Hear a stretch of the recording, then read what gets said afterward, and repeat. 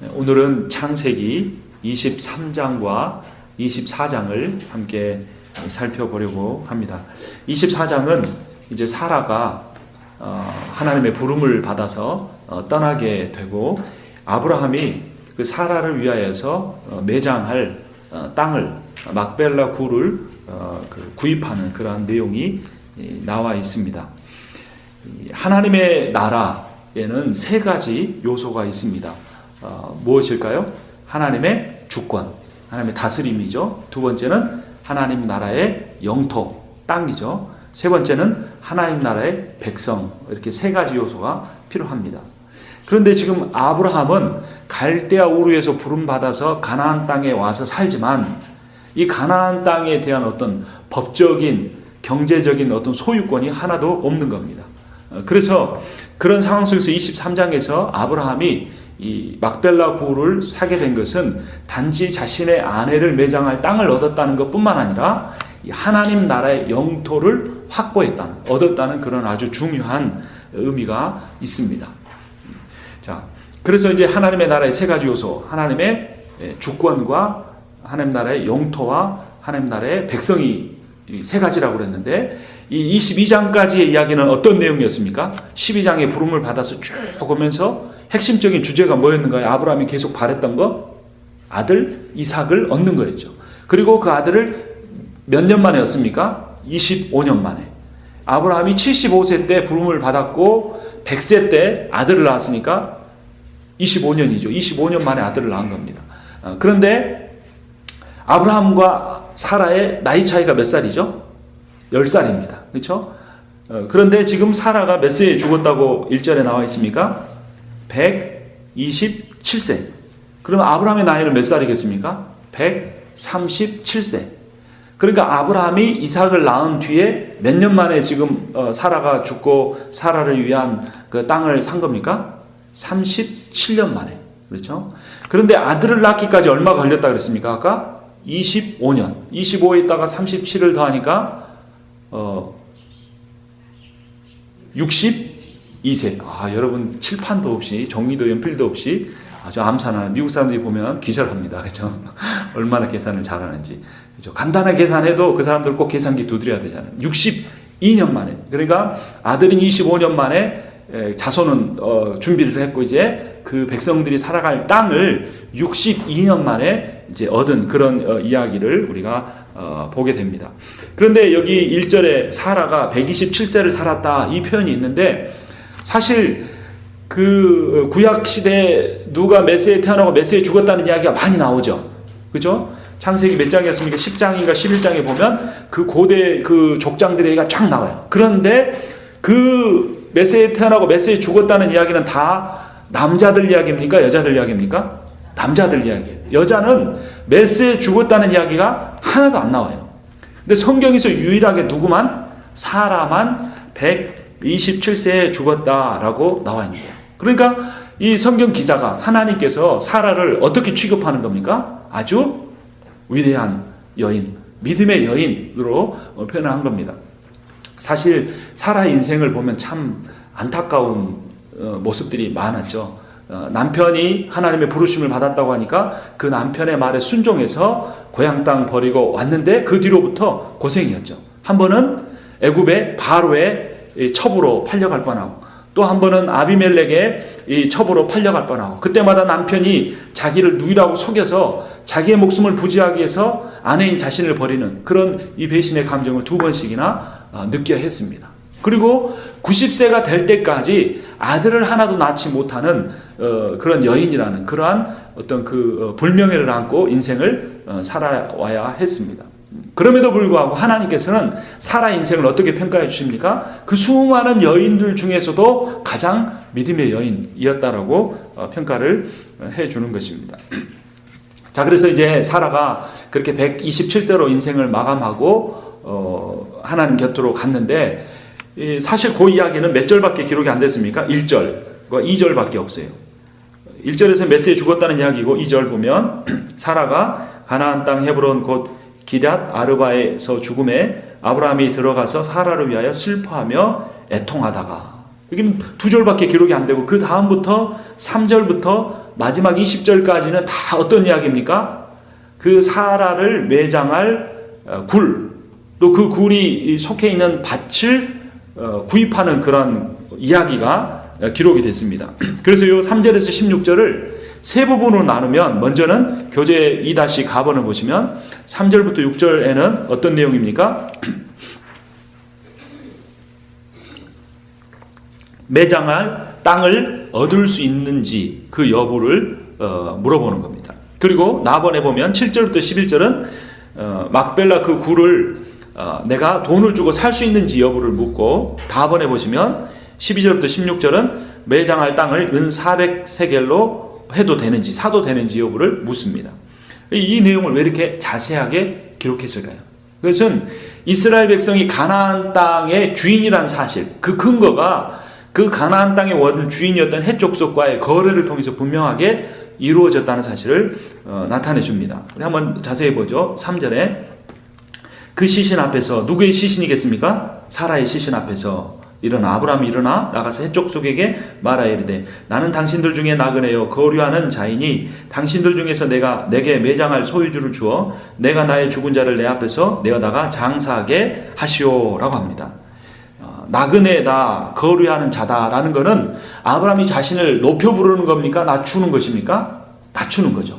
나는 이곳에 손님밖에 안 됩니다. 나는 땅을 차지할 자격이 하나도 없는 사람입니다 라고 자신을 낮추면서 표현을 합니다. 그러니까 헷 족속이 5절부터 어떻게 말하는지, 헷 족속이 아브라함에게 대답하여 이르되 내 누구여 라고 합니까? 주여 라고 합니다. 이건 어르신이여 라고 굉장히 높여주는 표현입니다. 내 주여 들으소서, 당신은 우리 가운데 있는 하나님이 세우신 지도자이시니 우리 묘실 중에서 좋은 것을 택하여 당신의 죽은 자를 장사하소서, 우리 중에서 자기 묘실에 당신의 죽은 자 장사함을 금할 자가 없으리이다 라고 해서 이 헷 족속이 자신을 낮추는 아브라함을 굉장히 높여주는 것을 볼 수 있습니다.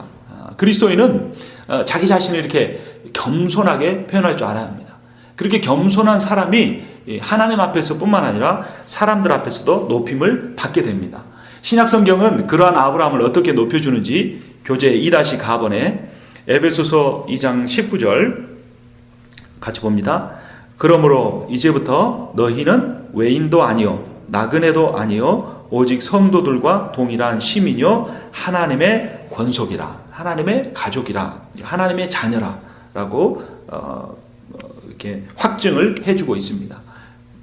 자, 그리고 두 번째 이제 7절부터 11절을 보면 이제 땅을 그래 매장지를 가져도 된다라고 말하니까, 그러면 어떤 땅인가를 이제 아브라함이 구체적으로 가리킵니다. 어떤 땅을 달라고 하는 겁니까? 막벨라 굴을 달라고 합니다. 그게 7절부터 11절인데 한번 봅니다. 7절 아브라함이 일어나 그 땅 주민 헷 족속을 향하여 몸을 굽히고 더 겸손하게 숙입니다. 그들에게 말하여 이르되 나로 나의 죽은 자를 내 앞에서 내어다가 장사하게 하는 일이 당신들의 뜻일진데 내 말을 듣고 나를 위하여 소알의 아들 에브론에게 구하여 그가 그의 밭머리에 있는 그의 무엇을 막벨라 굴을 내게 주도록 하되 충분한 대가를 받고 그 굴을 내게 주어 당신들 중에서 매장할 소유주가 되게 하기를 원하노라 하며 에브론이 헷 족속 중에 앉아 있더니 그가 헷 족속 곧 성문에 들어온 모든 자가 듣는 데서 아브라함에게 대답하여 이르되 내 주여 그리 마시고 내 말을 들으소서. 내가 그 밭을 당신에게 드리고 그 속의 굴도 내가 당신에게 드리되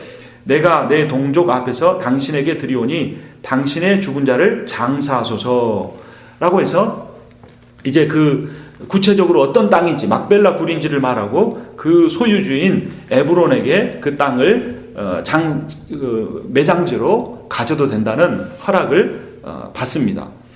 그런데 그 다음에 이제 12절부터 16절에 이상한 내용이 나옵니다. 12절 아브라함이 이에 그 땅의 백성들 앞에 몸을 굽히고, 다시 한번 겸손하게 몸을 굽히고 그 땅의 백성이 듣는 데서 에브론에게 말하여 이르되 당신이 합당히 여기면 청하건대 내 말을 들으시오. 내가 그 밭 값을 당신에게 주리니 당신은 내게서 받으시오. 내가 나의 죽은 자를 거기 장사하겠노라. 에브론이 아브라함에게 대답하여 이르되 내 주여 내 말을 들으소서. 땅값은 은 400세겔이나 그것이 나와 당신 사이에 무슨 문제가 되리이까. 당신의 죽은 자를 장사하소서. 그러니까 이 15절을 읽어보면 땅값을 받겠다는 겁니까? 받지 않겠다는 겁니까? 은 400세겔이나 그것이 나와 당신 사이에 무슨 문제가 되리까? 라고 말합니다. 그러니까 땅값을 받지 않겠다는 의미죠. 그냥 읽어보면. 근데 문제는 무엇입니까? 그 땅값의 액수를 말하는 거예요. 그러니까 예를 들어서 제가 우리 집사님 댁에 감나무가 아주 좋은데 제가 감을 10개만 따가도 되겠습니까? 따가십시오. 목사님이니까 그냥 공짜로 가지세요. 그러니까 그냥 그래도 그냥 가시면 안 되죠. 감값을 제가 지불하고 드리고 제가 따가도록 하십시오. 그러니까 그분이 감값을 제가 어떻게 목사님한테 받겠습니까? 그 한 돈 10,000원 정도인데 제가 안 받겠습니다. 이러는 거예요. 근데 돈 10,000원 정도인데라고 표현하면은 어떤 의미가 있는 거예요? 그 값이 그 정도 되니까 주시라, 이런 말인 거죠. 이게 고대에서 체면을 중요시하는 사람들이 상거래를 할 때 하는 그러한 표현입니다. 아브라함은 그 땅을 공짜로 가져도 된다는 허락을 받았지만 그럼에도 불구하고 돈을 내겠다고 했고, 그 돈을 내겠다는 아브라함의 그러한 의도를 땅값을 말해줌으로써 내고 사라고 하는 겁니다. 근데 사실 이 은 400세겔은 어느 정도의 이 돈이냐면 1세겔이 10g 정도 됩니다. 그러니까 400세겔이면 거기 제가 오타인데요. 2-4번에 보면 3kg가 아니라 4kg 정도가 됩니다. 4kg. 은 400kg. 여러분 혹시 은 400kg면 돈이 얼마 정도 되는지 아십니까? 계산하기 어렵죠? 그 당시 1일 노동자의 1년 임금이 10세겔입니다. 그러니까 400세겔이면 몇 년치 월급입니까? 40년치 월급입니다. 그러니까 일일 노동자가, 평균 노동자가 40년 동안 월급을 한 푼도 쓰지 않고 다 모을 정도의 이 어마어마한 돈이죠. 그러니까 이 땅값을 굉장히 비싸게 부른 겁니다. 해족속이 아브라함이 나그네가 아니고 내 주여라고 표현하면서 막 띄워주면서 이 땅값을 굉장히 비싸게 부른 겁니다. 그럼에도 불구하고 아브라함은 그것을 조금도 깎지 않고 어떻게 합니까? 16절에 아브라함이 에브론의 말을 따라 에브론이 해족속이 듣는 데서 말한 대로 상인이 통용하는 은 400세겔을 달아 에브론에게 주었더니 라고 말합니다. 아브라함은 왜 공짜로 주겠다고 하는데도 돈을 내고 그 굴을 사고 또 굉장히 비싼 값을 불렀음에도 불구하고 그것을 하나도 깎지 않고 그 굴을 샀을까요? 그것은 앞에 설명드린 대로 이 해적속의 표현이 정말 값을 받지 않겠다거나 그런 의미가 아니고 하나의 겸손한 표현이기 때문이었습니다. 3-가번을 한번 보시면 공동 번역은 15절을 이렇게 표현합니다. 영감님 들으십시오. 땅값으로 말하면 은 400세겔이 되지만 그것이 당신과 나 사이에 무슨 문제가 됩니까? 어서 부인을 안장하십시오 라는 그런 뜻입니다. 그러니까 결국 그 돈을 받겠다는 그런 의미였습니다. 근데 더 중요한, 아브라함이 그 거액을 지불하고 그 막벨라 굴을 산 더 중요한 이유는 아브라함이 이 땅을, 가나안 땅을 내가 너희에게 주겠다고 한 하나님의 약속을 믿었기 때문입니다. 그래서 지금은 몇 명 안 되는 가족이지만 결국 하나님께서 자기의 자손을 하늘의 별과 같이 많게 하고 이 바다의 모래와 같이 많게 하셔서 그 후손들을 번성하게 하실 거기 때문에 그 후손들이 살 땅을 하나님이 줄 것을 믿었고 나중에 그 후손들이 가나안 족속과의 관계 속에서 이 법적인 근거, 이 땅이 하나님이 주신 땅이라는 그 법적 근거를 마련하기 위해서 자신의 큰 거의 전 재산과도 같은 돈을 지불하고 그 땅을 얻었던 겁니다.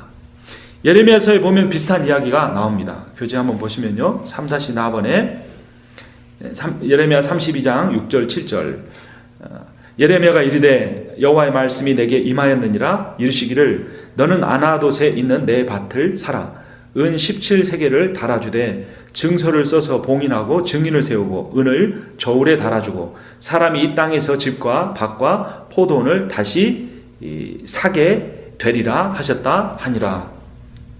하나님이 예레미야 선지자에게 임하셔서 이 아나돗의 밭을 은 17세겔을 주고 사라라고 명령하신 겁니다. 근데 이 상황이 어떤 상황에서 주어진 말씀이냐면 지금 이스라엘이 바벨론에 의해서 멸망하기 직전입니다. 그럼 예레미야 선지자는 그 말을 이스라엘 백성이 선포하는 거예요. 이제 여러분들 싸워도 소용이 없습니다. 바벨론은 하나님이 우리 민족을 심판하시기 위해 사용하는 도구입니다. 우리는 멸망하게 될 것입니다. 싸우지 말고 포로가 돼서 끌려가십시오라는 하나님의 심판의 말씀을 선언하고 있는 어려운 상황입니다. 그런데 어느 날은 하나님이 다시 나타나셔서 에레미야에게 아나돗에 있는 그 밭을 네 돈 17세겔을 주고 사라는 겁니다. 여러분, 하나님이 이런 말씀하시면 이해가 되겠습니까?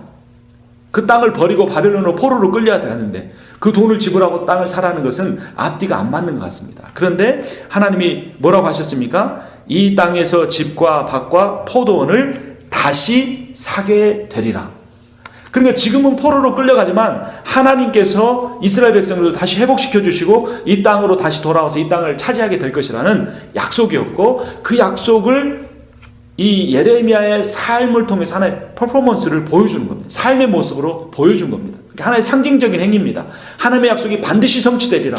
이 땅을 영원히 잃어버리는 것이 아니라 다시 회복하게 되리라 라는 그런 증표였던 겁니다.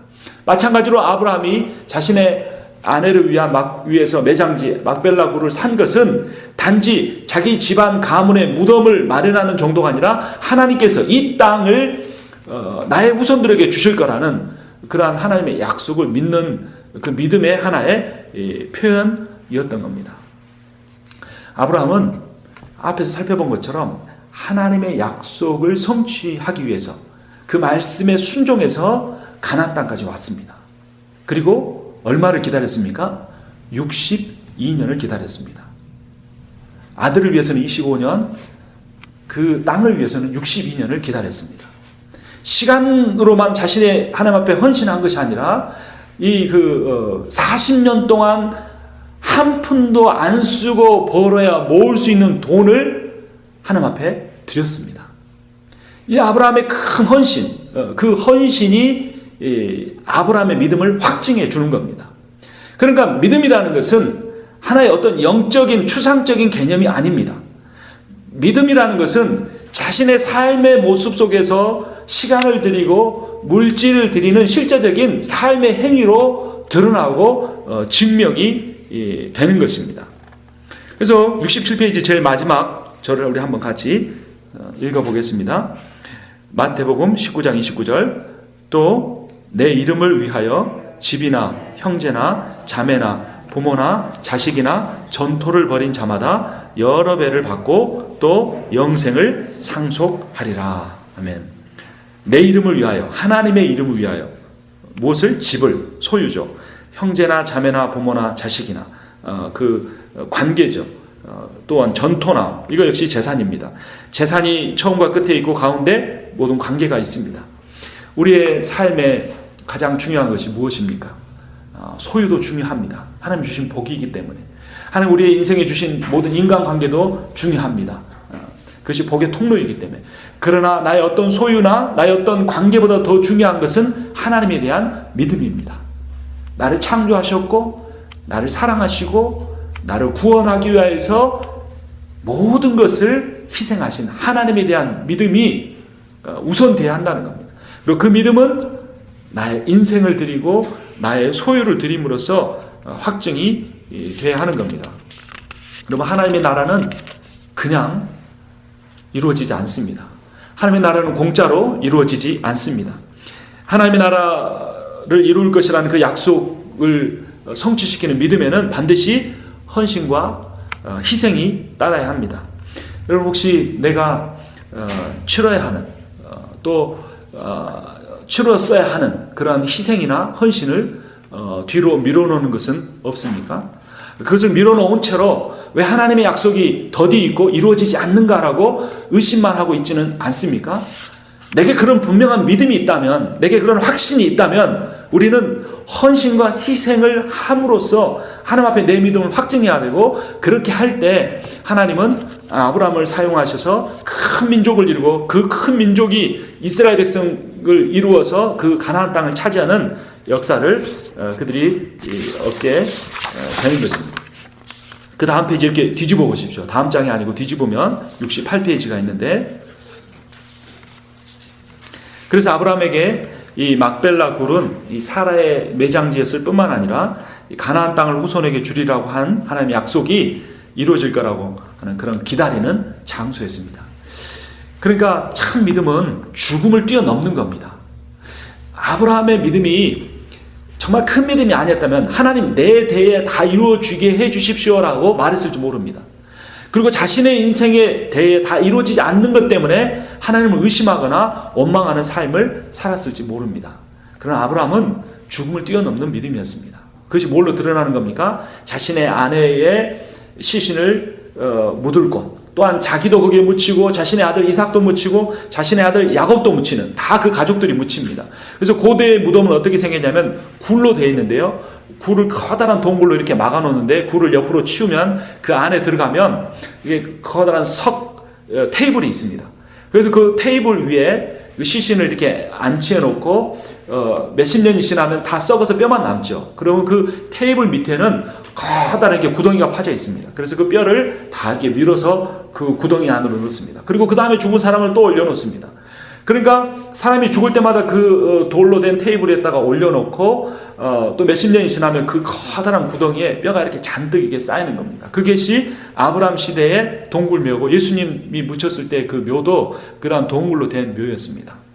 아브라함은 그 동굴로 된 묘에 자기의 거의 전 재산과 같은 물질을 드림으로써 하나님의 약속은, 그러니까 나는 비록 유한한 인간이기 때문에 이 땅에서 내가 할 본분을 다하고 죽지만 하나님께서 나의 헌신을 헛되이 하지 아니하시고 내 죽음이 이후에도 반드시 하나님이 정하신 때가 되면 그 약속을 이루실 거라는 그런 믿음이 있었고, 이 막벨라 굴은 아브라함의 믿음의 상징이었던 겁니다.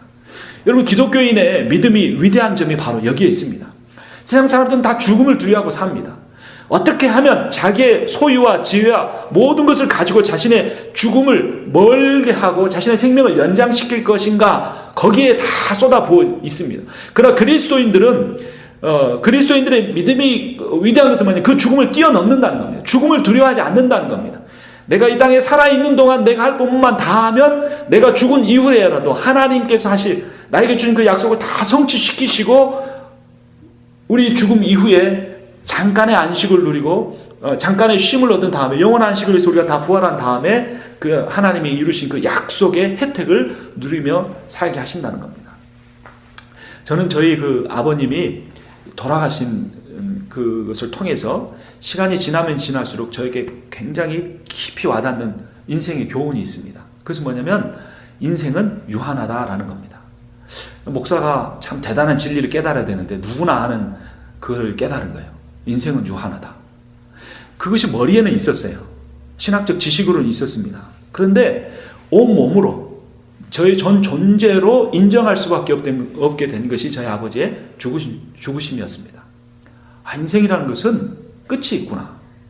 그리고 저희 아버지는 굉장히 가난하게 사셨고 굉장히 자신이 어떤 그 가지고 있는 그 재능을 인생에서 다 실현하지 못하고 사는 것에 대해서 굉장히 힘들어하고 사셨지만, 저희 아버지께서 그래서 다 이루고 사셨다고 할지라도 인생은 죽으면 끝이구나. 무덤에 묻히면 그 전에 무슨 것을 소유하고 살았든 어떤 명예를 얻었든 그걸로 끝이구나라는 그러한 것을 제가 경험하게 됐습니다. 그리고 그 끝이라는 그것은 세상 사람도 느끼는 거겠죠. 거기서 더 하나 뭐냐면, 정말 나는 인생을 내가 살아있는 동안 내가 어떻게 뭔가를 소유하고 인정받는가, 거기에 내 목표를 두지 않고 그 죽음 너머의 영원한 삶이 있을 텐데 그 죽음 너머의 영원한 삶에서 인정받을 수 있는 가치, 변함이 없는 가치, 정말 진정한 진리를 위해서 내 인생을 살아야겠구나. 그렇지 않으면 언젠가는 끝나버릴 내 인생, 내가 그 끝을 알지 못하는 그 인생이 내게 찾아왔을 때 정말 후회밖에 할 수가 없겠구나라는 것을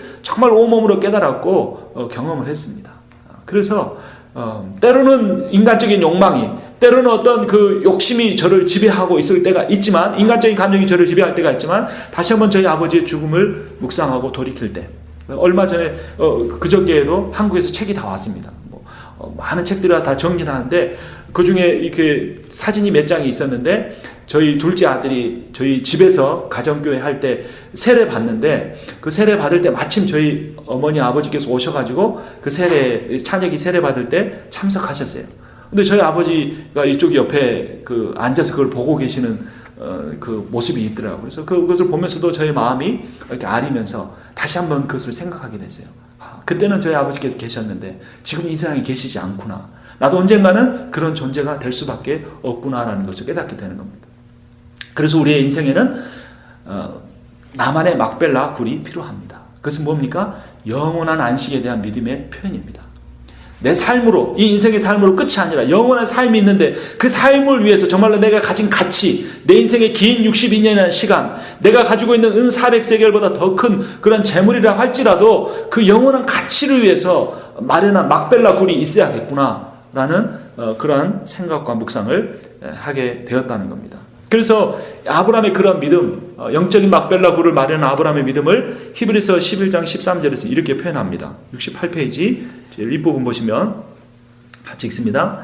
이 사람들은 다 믿음을 따라 죽었으며 약속을 받지 못하였으되 그것들을 멀리서 보고 환영하며 또 땅에서는 외국인과 나그네임을 증언하였으니. 아멘. 다 믿음을 따라 죽었다. 얼마나 위대한 표현입니까? 그리고 이 더 감동적인 표현은 그것들을 멀리서 보고 환영했다. 내가 아직 와 있지 않는데 저 멀리 몇십 년, 몇백 년, 몇천 년 후에 예수 그리스도가 오시고 또 많은 신약의 교회가 세워지고 그런 멀리, 그리고 결국에는 예수 그리스도가 재림하여 이 땅에 오셔서 하나님 나라의 영원한 그 나라를 이루실 멀리 있는 그것을 보고 환영하는 삶을 살았다는, 그것을 히브리서 기자는 아브라함의 인생과 사라 인생을 보면서 그렇게 평가해 주고 있습니다. 그래서 우리가 우리 인생에 나만의 그런 막벨라 굴을 마련하는 삶을 살고 있는지를 돌아봐야 하는 겁니다. 그리고 이제 24장에 오면 23장에서는 하나님 나라를 이루기 위해서 땅을 구했는데 이제 24장에서는 하나님 나라를 이루기 위해서 그 이삭의 배우자를, 그러니까 이 자손을 준비하는 내용이 나옵니다. 근데 굉장히 내용이 많습니다. 24장이 1절부터 몇 절까지 있습니까? 무려 67절까지 있습니다. 그리고 대부분의 내용이 이 반복이 됩니다.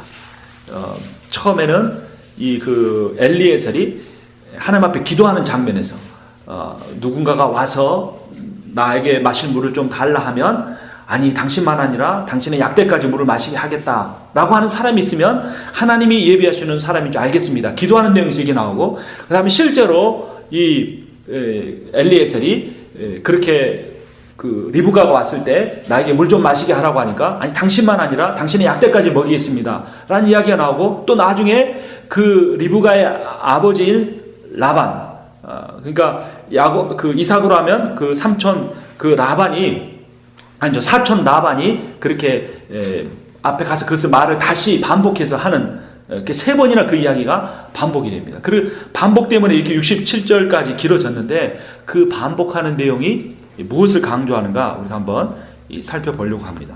먼저 63-1번을 보면 이삭의 결혼의 의미가 무엇인가? 그것은 아브라함과 사라 부부가 사별한 그 슬픔 이후에 그 이삭과 리브가의 부부 탄생의 기쁨의 이야기가 이어진다는 것입니다.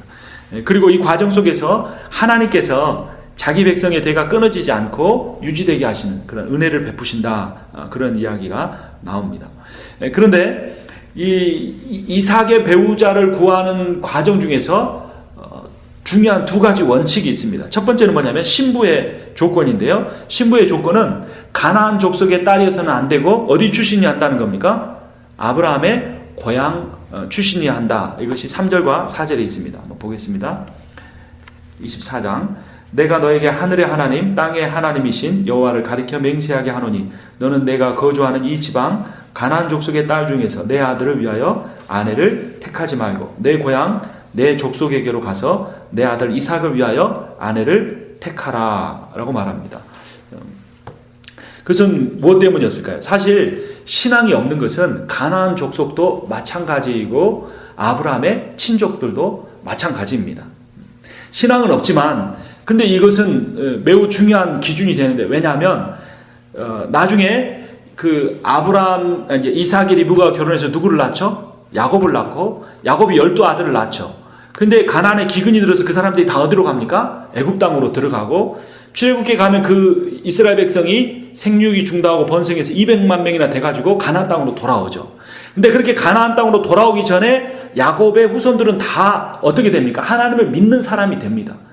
근데 하나님이 믿는 사람이 된 뒤에 가나안 땅에 들어가려고 할 때 가나안 땅에 있는 사람들은 온갖 우상을 섬기고 불의와 악을 행하는 가운데 있습니다. 그러니까 이 하나님의 백성의 정체성을 잃지 않기 위해서는 가나안 족속과 절대로 결혼을 해서는 안 되는 거예요. 그러니까 하나님께서 지금 이 아브라함의 시대 속에서는 가나안 족속도 하나님을 안 믿고 아브라함의 친족들도 하나님을 안 믿지만 그 후 세대 4대 만에 이스라엘 백성들이 다시 가나안 땅에 돌아왔을 때에는 그 이스라엘 백성은 하나님을 믿고 가나안 백성들은 하나님을 믿지 않기 때문에 그들 간의 통혼을 막기 위해서 미리 아브라함의 모습을 통해서 이 가나안 사람들과 결혼하지 않게 하는 교훈을 주시는 겁니다. 그 이야기를 한번 보겠는데요. 63-2번에 신명기 7장 3절 같이 읽겠습니다. 또 그들과 혼인하지도 말지니 내 딸을 그들의 아들에게 주지 말 것이요 그들의 딸도 내 며느리로 삼지 말 것은. 이것은 가나안 족속과 이스라엘 백성이 결혼하지 않아야 한다는 내용입니다. 열왕기상 11장 2절 여호와께서 말씀하시기를 너희는 그들과 서로 통혼하지 말라. 그들이 반드시 너희의 마음을 돌려 그들의 신들을 따르게 하리라 하셨으나 솔로몬이 그들을 사랑하였더라. 솔로몬은 이방 여인들과 결혼했고 그래서 결국 그 여인들이 섬기던 우상을 따라 섬기게 되죠. 신약시대에 때도 동일한 말씀을 줍니다. 고린도후서 6장 14절에서 15절 너희는 믿지 않는 자와 멍에를 함께 매지 말라. 의와 불법이 어찌 함께하며 빛과 어둠이 어찌 사귀며 그리스도와 벨리알이 어찌 조화되며 믿는 자와 믿지 않는 자가 어찌 상관하며. 마지막에 상관한다는 것은 특히 성적인 표현과 관련이 됩니다. 그래서 신자가 불신자와 혼인하지 않아야 한다는 사실을 바울도 역시 강조해 주고 있습니다. 그런데 이미 결혼을 한 상태라면 어떻게 해야 됩니까? 나는 하나님을 믿는데 남편이나 아내는 하나님을 안 믿는 겁니다. 그리고 남편이나 아내가 믿는 그 배우자를 핍박할 때 어떻게 해야 할까요? 그 교훈을 그 밑에 고린도전서 7장 13절에 14절이 이렇게 줍니다.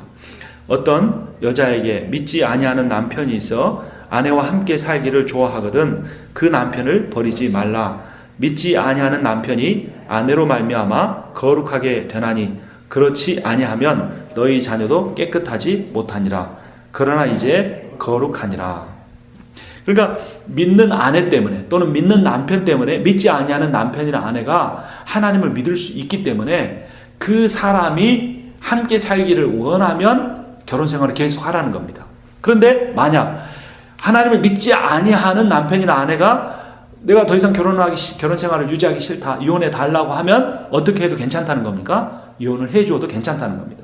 그러니까 그것은 인간의 욕심을 따라서 이혼하는 것이 아니고 내 신앙 때문에 이혼하는 것이고 상대도 그것을 원하는 경우는 해도 된다는 겁니다. 그러나 결혼 생활을 원할 때는 그와 계속해서 결혼 생활을 해야 되는 겁니다. 근데 거기 보면 중요한 구절이 남편이 아내로 말미암아 거룩하게 되나니 라고 합니다. 여기서 남편은 불신자 남편이고 아내는 신자인 아내입니다.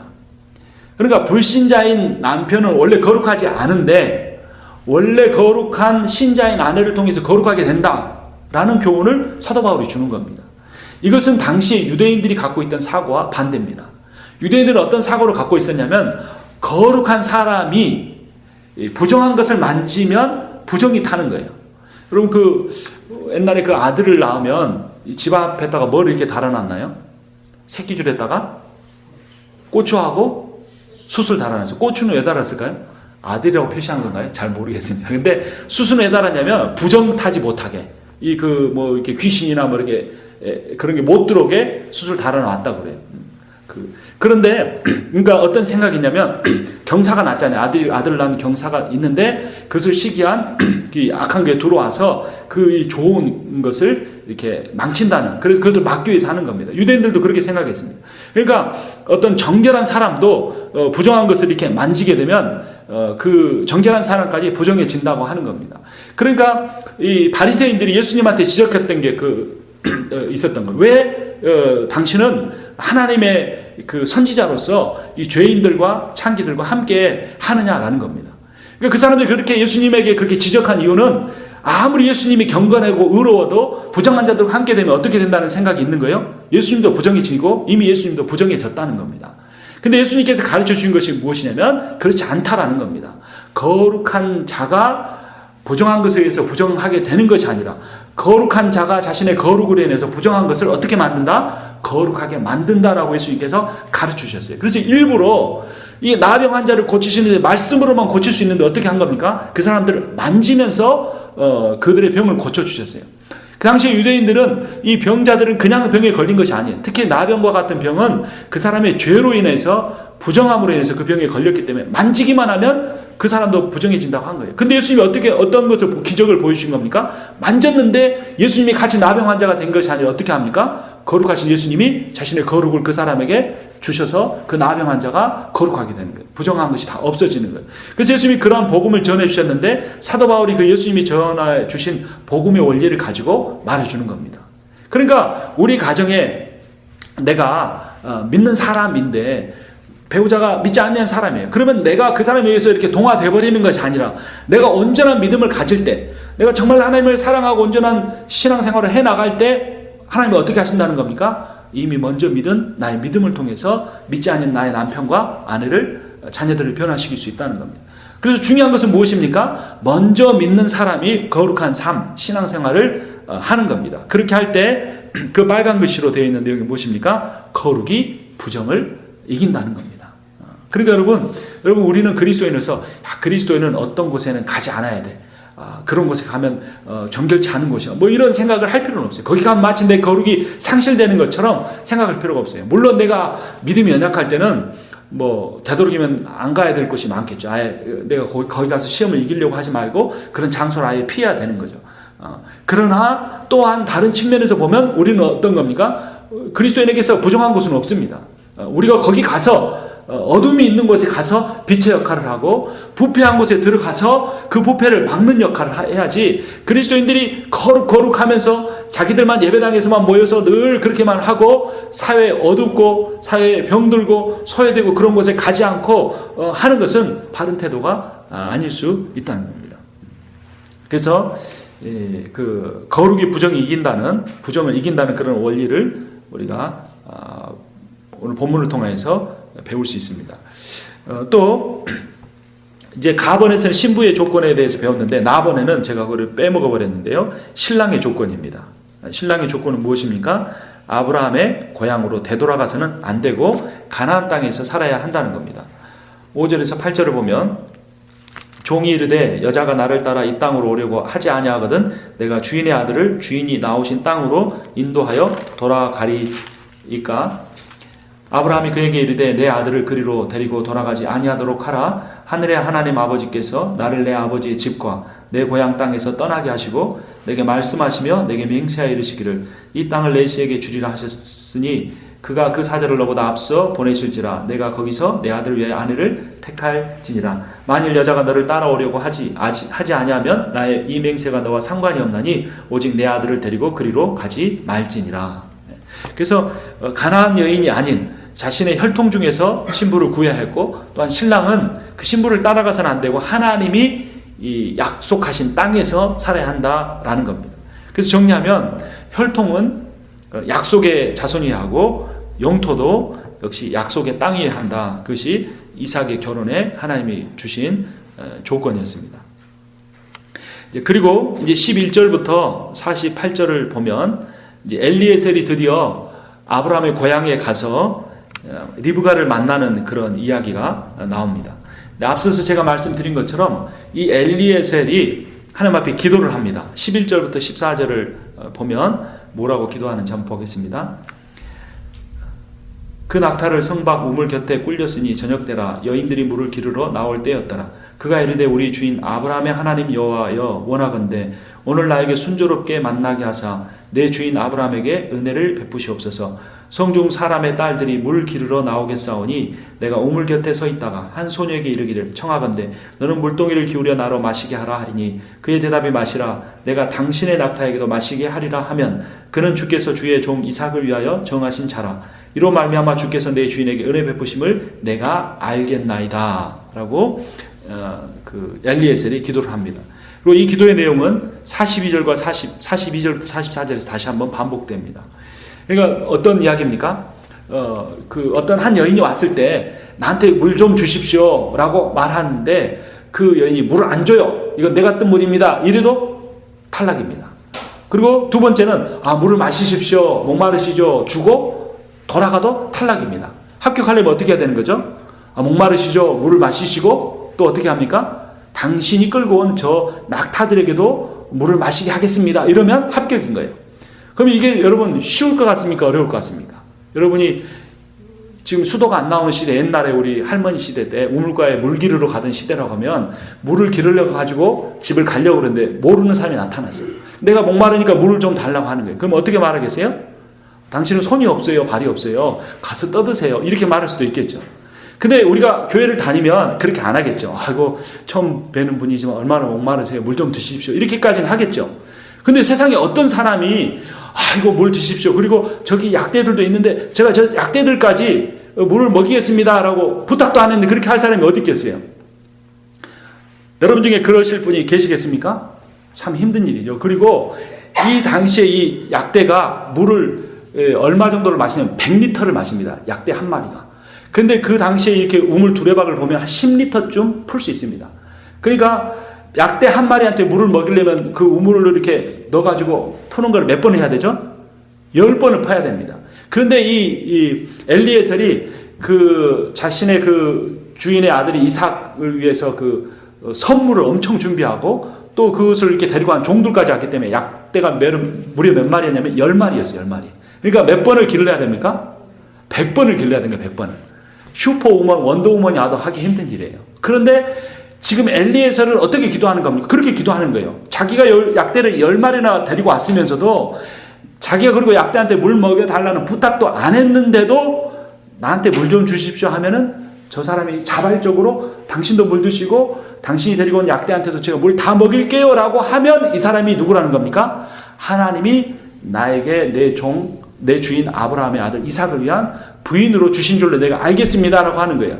그러니까 이 기도가 이루어질 택이 있습니까? 없습니까? 이루어질 택이 하나도 없는 거예요. 그런데 이 엘리에셀이 왜 그렇게 기도를 했을까요? 거기에는 두 가지 이유가 있습니다. 하나는 그 당시에 이 족장의 부인은 굉장히 이렇게 그 모든 식구들을 먹여 살려야 합니다. 그러니까 섬김의 그러한 정신이 충분히 있어야 되는 사람이에요. 그러니까 그런 자격을 구한 거, 그것은 그때 당시에 고대 군동에서도 일반적으로 사용되는 그 상식적인 신부감을 구하는 거였습니다. 여러분 옛날에 요즘에 여러분 그 젊은 뭐라 그러죠? 부인이 아니고 그 새로 결혼한 사람 뭐라 그러죠? 새댁들이 그 세탁기도 다 있고 뭐 식기세척기도 있고 다 있는데 아이고 허리 아파라 막 이러잖아요. 그렇죠?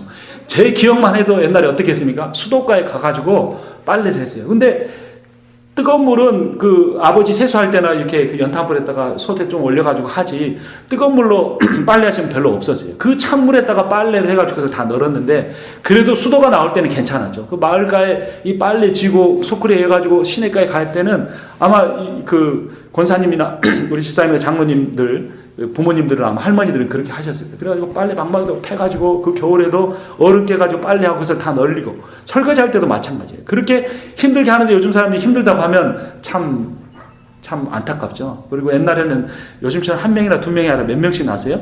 10명씩 나는데 빨래가 얼마나 많겠어요. 자기만 하는 게 아니라 온 친척들이 다 모여서 사는데.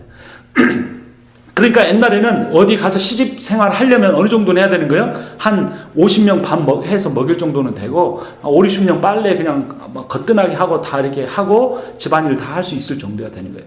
근데 그게 2000년, 3000년 전에 옛날에는 오직 했겠습니까? 그러니까 신부감은 이 정도도 돼야 한다는 의미도 있습니다.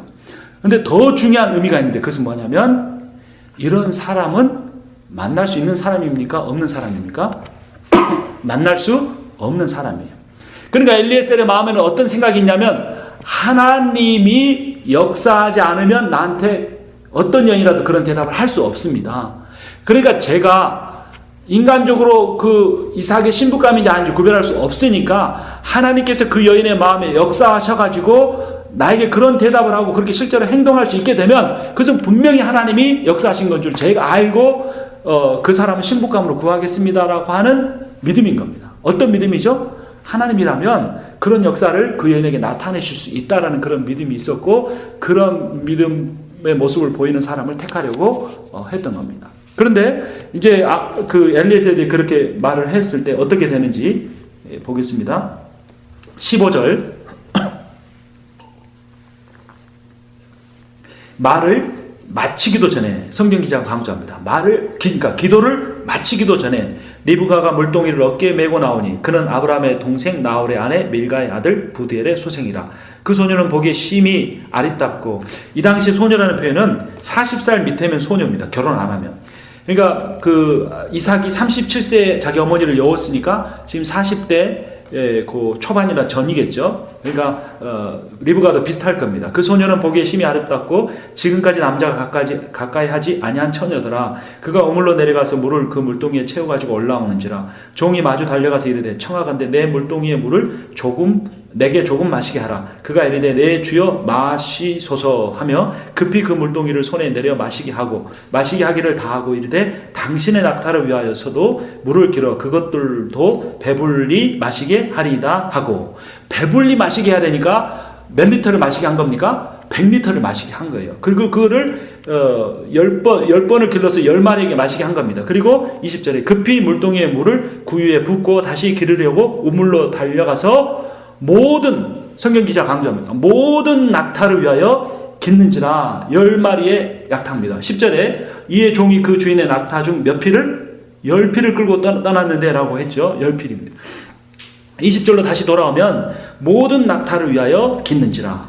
그 장면을 묵묵히 보고 있는 거예요. 막 슈퍼 원더우먼이 돼가지고 막 그렇게 하고 있는데, 그때 그 엘리에셀은 21절 그 사람이 그를 묵묵히 주목하여 여호와께서 과연 평탄한 길을 주신 여부를 알고자 하더니 낙타가 마시기를 다하매. 그러니까 언제까지 기다리는 거예요? 한 3마리 마시니까 됐습니다. 허리도 아프실 텐데 그만하십시오. 이런 게 아니에요.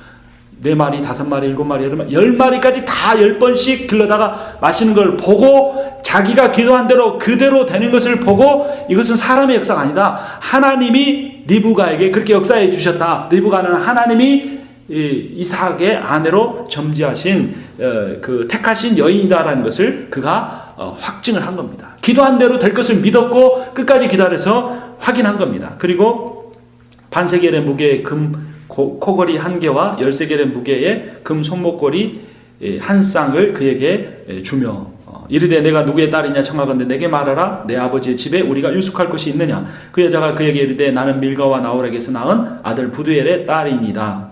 또 우리에게 이르되 우리에게 집과 사료가 족하며 유숙할 곳도 있나이다. 이에 그 사람이 머리를 숙여 여호와께 경배하고 이르되 나의 주인 아브라함의 하나님 여호와를 찬송하나이다. 나의 주인에게 주의 사랑과 성실을 그치지 아니하셨사오며 여호와께서 길에서 나를 인도하사 내 주인의 동생 집에 이르게 하셨나이다 하니라. 그래서 제일 중요한 건 어떤 겁니까? 내 주인의 동생 집에라는 표현입니다. 아브라함이 자기의 아들 이삭의 아내로 어떤 조건을 내세웠습니까? 내 친족 중에서 구해라 라고 했습니다. 그리고 그 사실을 자기는 이제 순종하려 왔고, 또 자기는 기도하기를 자신의 10필의 낙타에까지 물을 다 마시는 여인이 하는데, 그 여인이 나타났고 마침 그 여인이 어떤 여인인 겁니까? 아브라함의 친척 중에 한 명이었던 겁니다. 그래서 엘리에셀은 그 자리에서 무릎을 꿇고 머리를 땅바닥에 대고 요 앞에 경배하면서 하나님을 찬송했던 것입니다. 그래서 이 엘리에셀이 얼마나 충성스럽게 자신에게 맡겨진 사명을 믿음을 가지고 감당했는지 알 수가 있습니다. 우리 마태복음 우리 69페이지로 가겠습니다. 윗부분에 이 리브가가 한 행동 어떤 겁니까? 나한테 마실 물만 좀 달라 라고 했는데 어떻게 한 겁니까? 10필의 낙타에게까지 물을 다 마시게 했습니다. 이제 리브가의 입장에서 이 내용을 다시 한번 살펴보면 마태복음 5장 41절이 정확히 거기에 해당이 됩니다. 같이 읽어보겠습니다. 또 너를 고발하여 속옷을 가지고자 하는 자에게 겉옷까지도 가지게 하며. 약간 좀 오늘날의 문화 속에서 보면 좀 이해하기 힘들죠. 속옷을 가지려고 하는 사람 어디 계세요?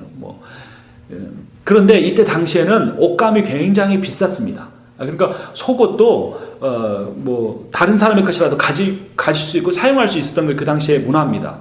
그러니까 어떤 사람이 고발을 한 겁니다. 저 속옷은 내가 어저께 분명히 빨아가지고 우리 집 이 빨래줄에 널어놓은 건데 저 사람이 훔쳐가서 입었다. 저 속옷 내놓게 해달라고 고발을 한 겁니다. 요즘 같으면 속옷 가지고 법정까지 안 가겠죠. 이 당시에는 이게 귀한 재산 중에 하나였어요. 그런데 속옷은 말할 것도 없이 겉옷은 뭐냐면 그 집의 총 재산입니다.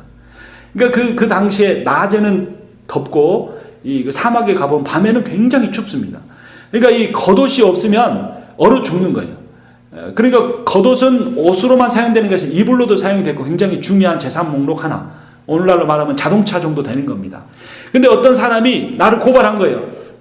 분명히 내 속옷인데 자기 집 빨랫줄에서 가져다가 입었다고 하는 겁니다. 내놓으라고 재판을 건 겁니다.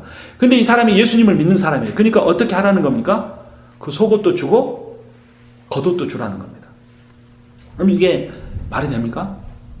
저 사람 내가 고소만 안 했어도 내가 속옷 아니라 뭣도 주겠는데 내가 자기 속옷 훔쳤다고 고발하는데 어떻게 내 겉옷을 줍니까? 안 됩니다라고 말할 수밖에 없죠. 근데 예수님은 그렇게 말씀하고 있는 겁니다.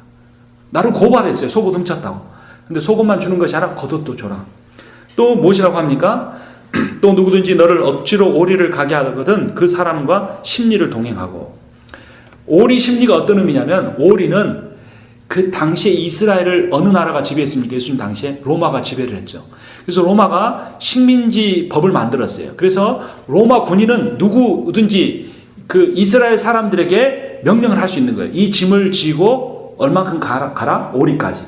그러니까 오리를 넘어서는 것은 안 가도 괜찮아요. 그런데 로마가 식민지법을 만들어서 오리까지는 이 짐을 지고 가줘야 돼요. 안 가면은 반역죄로 그 사람 감옥에 가야 되는 겁니다.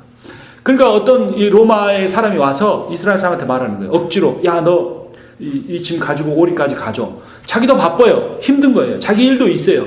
오늘 일을 안 하면 먹을 것을 못 가져갈지 몰라요. 못 벌어서. 근데 오리를 그냥 갈 수밖에 없는 겁니다. 그런데 예수님은 뭐라고 말씀합니까? 어떤 사람이 법에 의해서 강제적으로 너한테 오리를 가게 하거든 얼마를 가라? 심리를 동행해 주어라 라고 말씀하고 있는 겁니다.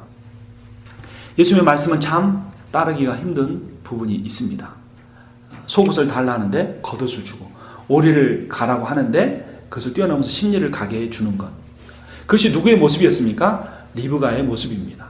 자기도 지금 집안일이 많고 물을 길러서 집안에 가서 할 일이 많은데 그 마실 물을 달라고 하는 그 사람에게 그 물을 주었을 뿐만 아니라 어떻게 합니까? 10필이나 되는 낙타에게 물을 다 먹였습니다.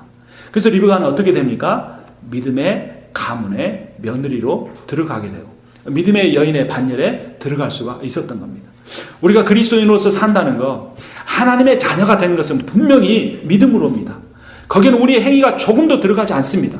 우리가 의롭지 않아도 우리가 자격이 없어도 어떤 조건을 갖추지 않아도 하나님이 우리에게 은혜를 베푸셔서 하나님의 자녀가 되게 하셨습니다. 영원한 생명을 주셨습니다. 우리의 모든 죄를 다 사해 주셨습니다. 그러나 하나님의 자녀가 된 후에는 우리가 그렇게 은혜 받은 사람들이기 때문에 계속해서 우리가 아무것도 하지 않으면서 살아도 되는 것이 아닙니다.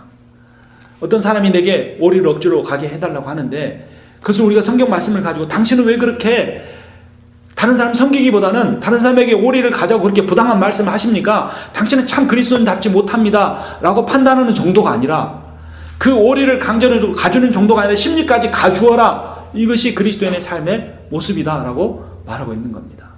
왜 그렇게 살 수 있습니까? 우리라면 그렇게 할 수 없습니다. 제가 아무리 목회자라고 해도 그렇게 할 수 없습니다. 근데 하나님이 내게 베푸신 은혜를 생각하면 하나님이 내게 베풀어 주신 그 사랑을 내가 정말로 그 만분의 1이라도 실제로 느낀다면 우리는 그대로 할 수 있는 지혜와 용기를 얻을 수 있는 겁니다. 만약에 저에게 오늘 이 말씀을 증거하는 저에게 그런 마음이 없고 그런 행동이 없다면 우리는 다시 한번 예수 그리스도의 십자가 앞에 엎드리고 하나님이 내게 베풀어진 그 은혜를 정말로 내 머리로만 아니라 내 가슴으로 온몸으로 삶으로 느낄 수 있도록 하나님에게 복을 허락하여 주시옵소서. 은혜를 허락하여 주시옵소서. 그래서 나도 주님이 내게 하신 것처럼 만큼은 아니지만 적어도 오리를 가자고 하는 사람에게 심리를 가질 수 있고 속옷을 달라고 고소하는 사람에게 겉옷을 내줄 수 있는 정도의 그러한 삶을 살 수 있게 해주십시오라고 우리가 기도하고 또한 그렇게 살 수 있어야 합니다.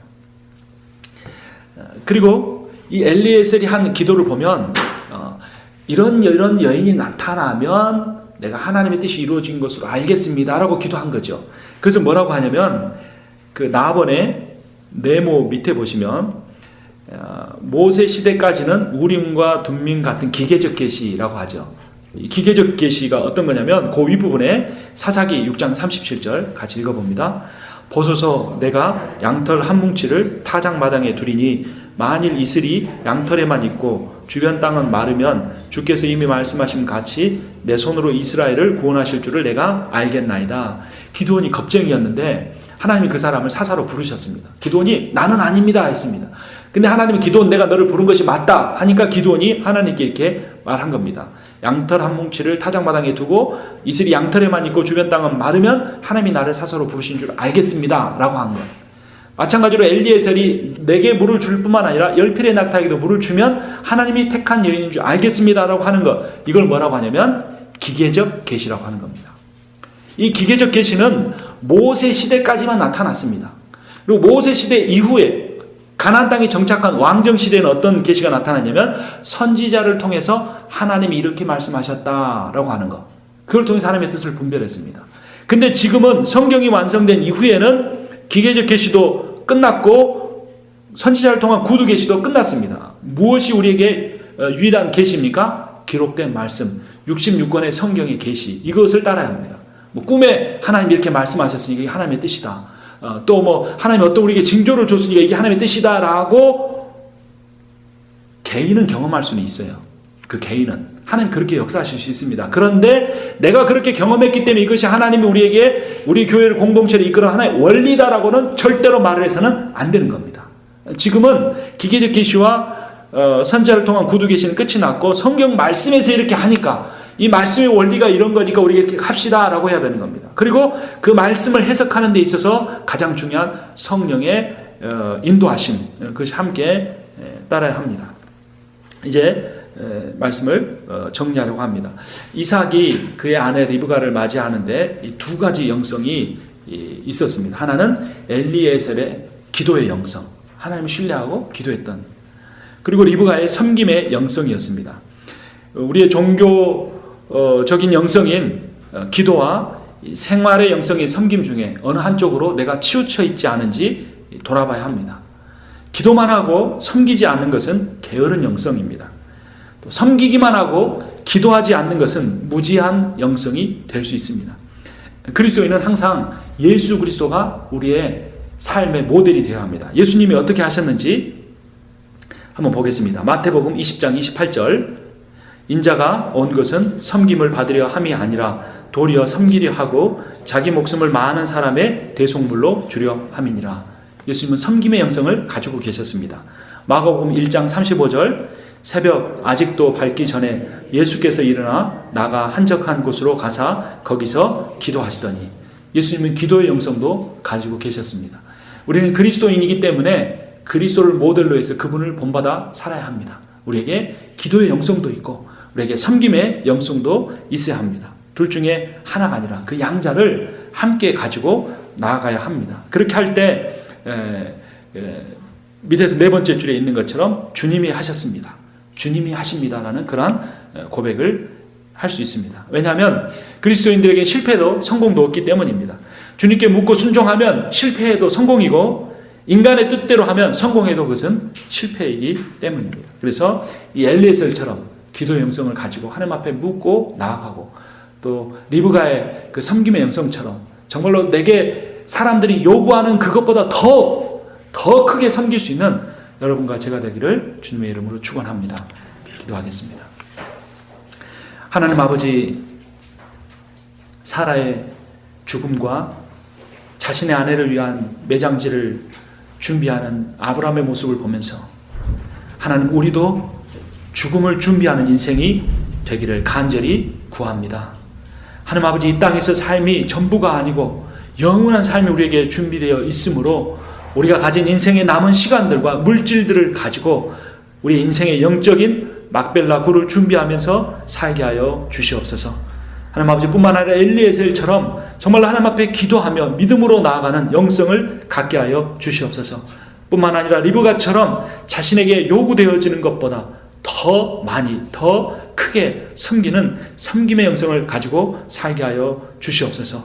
아버지, 우리 제1한인 장로교회가 이 기도의 영성과 섬김의 영성을 가지고 하나님의 뜻을 따라 부응하는, 하나님이 기뻐하시는 교회가 되게 축복하여 주시옵소서. 또한 이 말씀을 붙들고 순종하며 살기로 다짐하는 우리 귀한 주님의 자녀들과 그 가정들 위에도 귀한 복을 내려 주시옵소서. 모든 것 감사드리오며 우리 주 예수 그리스도의 이름으로 기도합니다. 아멘.